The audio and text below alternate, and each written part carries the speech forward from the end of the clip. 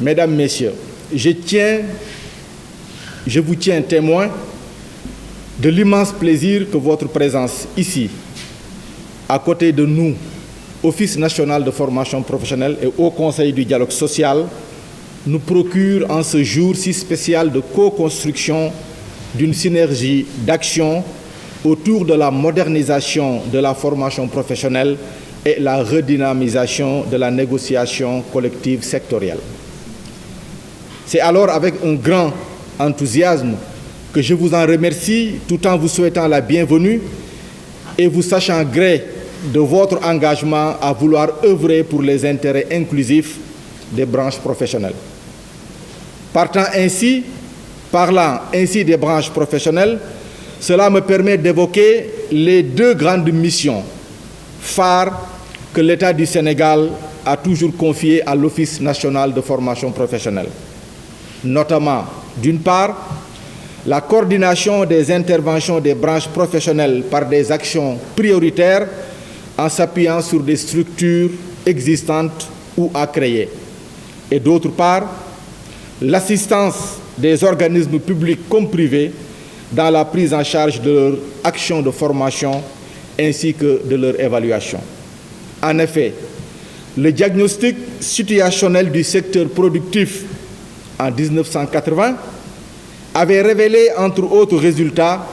la faiblesse de la productivité et de la compétitivité des entreprises due à un manque de main-d'œuvre qualifiée et d'une organisation stratégique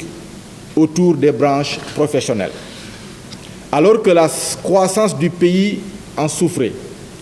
une importante décision avait été prise par le Conseil interministériel du 7 juillet de la même année, consistant à mettre en place une structure dont les missions seraient celles que je viens de mentionner. Une telle décision avait encore été arrêtée comme conclusion à mettre en œuvre à l'issue des États généraux de l'éducation de la formation en janvier 1981. Ce n'est alors qu'en 1986, 5 années après, par la loi 86-44 du 11 août 1986, que l'Office national de formation professionnelle fut créé pour incarner cette structure devant accompagner les entreprises au sein des branches professionnelles, tant sur le plan de la formation de leur personnel que sur celui de l'accompagnement qui s'y est à cet effet. Et c'est pour cela, dans notre nouveau plan stratégique de développement, l'Office national de formation professionnelle entend bien mettre en place des centres de compétences qui seront beaucoup plus orientés vers les entreprises et dans lesquels centres les entreprises pourront envoyer leurs agents, les employés,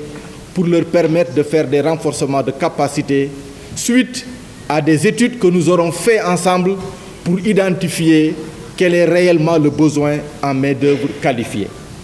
Mesdames, Messieurs, vous conviendrez avec moi que l'Office national de formation professionnelle n'a pas le droit de faillir à ses nobles missions. Soyez-en rassurés, car il y tient comme à la prunelle de ses yeux, tant il reste vrai qu'il ne ménage aucun effort pour répondre à la demande des branches professionnelles, demande qu'il anticipe aux besoins par des études afin de mieux faire correspondre la qualification de ressources humaines non seulement à l'exercice de la charge de travail, mais surtout aux besoins de l'entreprise. C'est dans ce cadre que l'Office national de formation professionnelle a eu à réaliser une importante étude en 2018 intitulée « Besoins du Sénégal en ressources humaines qualifiées dans les secteurs prioritaires de l'économie à l'horizon 2025 ». Il en est de même du répertoire des employeurs et titres dans les secteurs économiques et par branche professionnelle au Sénégal. Une étude réalisée dans le cadre de la mise en pratique du cadre méthodologique d'élaboration des classifications professionnelles des conventions collectives initiée par le Haut Conseil du dialogue social en partenariat avec l'Office national de formation professionnelle en vue d'aller vers la révision des annexes de classification des conventions de branche professionnelle. Ce répertoire, si besoin en était de le souligner, et dont les résultats feront objet de partage avec l'ensemble des parties prenantes que vous êtes en marge de cette assemblée plénière, est un output important dans la mise en œuvre du plan national de renforcement du dialogue social et que le Haut Conseil du dialogue social a l'honneur de porter sur instruction du Président de la République. Mesdames, Messieurs les représentants du patronat et des organisations syndicales, je voudrais aborder également la dimension d'une autre importante question à laquelle nous sommes tous invités à réfléchir et sur laquelle un expert de l'Office national de formation professionnelle s'exprimera au moment venu lors de cet atelier. Il s'agit de la question des titres ou grades délivrés pour attester un niveau de qualification, voire le degré d'aptitude et de connaissance des compétences dans les branches professionnelles.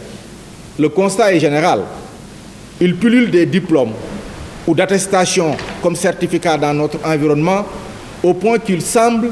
que nous perdions de vue le contrôle de la propriété de l'entreprise,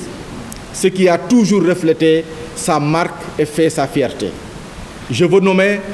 les titres de qualification professionnelle qui doivent jouir d'une exclusivité dans la nomenclature des titres et grades pour les formations de niveau intermédiaire dans le milieu professionnel. Il est alors temps, à mon avis, sans risque de me tromper, que les branches professionnelles puissent davantage s'en approprier et en prendre soin, non seulement parce qu'il s'agit de leurs bébés qu'elles ont vu naître et grandir. En effet, en tant qu'outil de développement des compétences,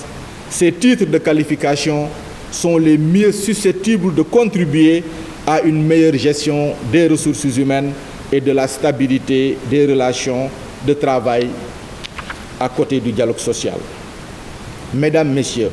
ces moments de réflexion doivent désormais être pérennisés comme cadre d'échange sur les problématiques auxquelles les acteurs des branches sont confrontés à différents niveaux.